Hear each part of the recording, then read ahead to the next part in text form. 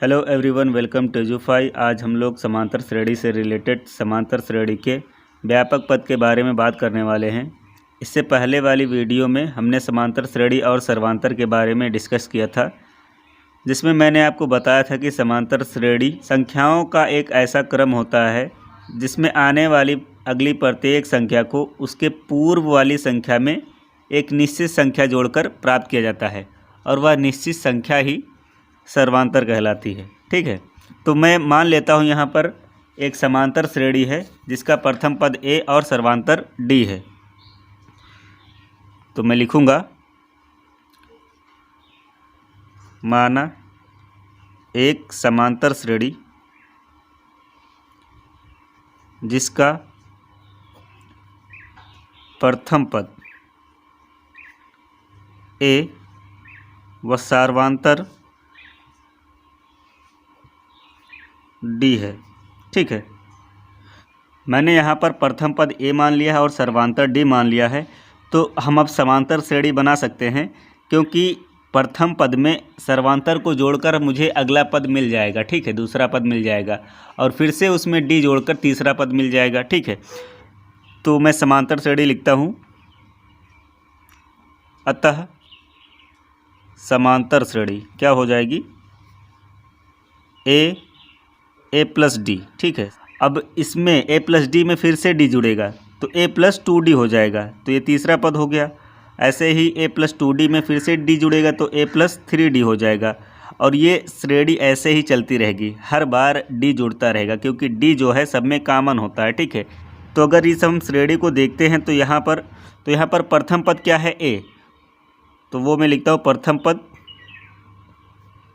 यहाँ पर a है। और a को प्राप्त करने के लिए हम लोग सूत्र लगा सकते हैं। ठीक है, a को प्राप्त करने के लिए हम लोग सूत्र क्या लगा सकते हैं, यहाँ पर प्रथम पद तो a है, अगला पद क्या है a प्लस डी।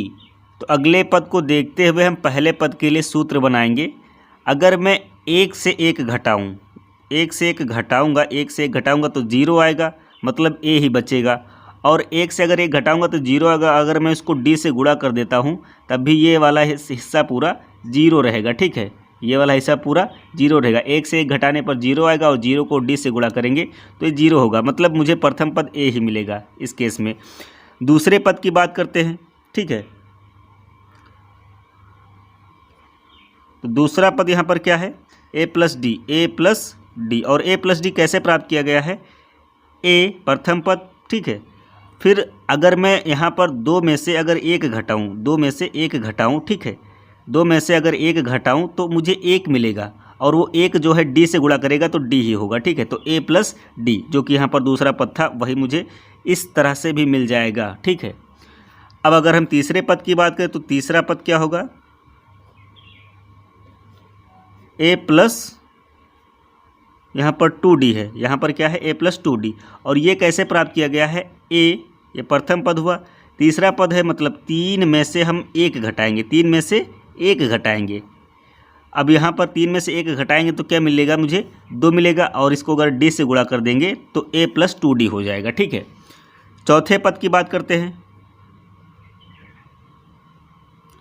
चौथा पद क्या है यहाँ पर, a प्लस 3d।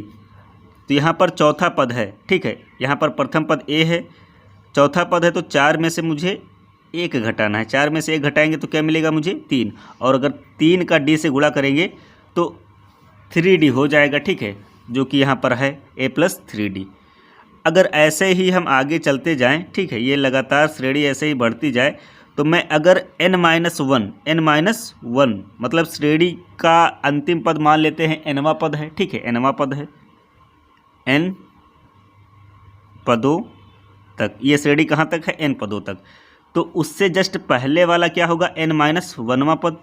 तो उससे जस्ट पहले वाला पद n-1वां पद होगा। ठीक है, तो मैं अगर n-1वां पद निकालूं, ठीक है,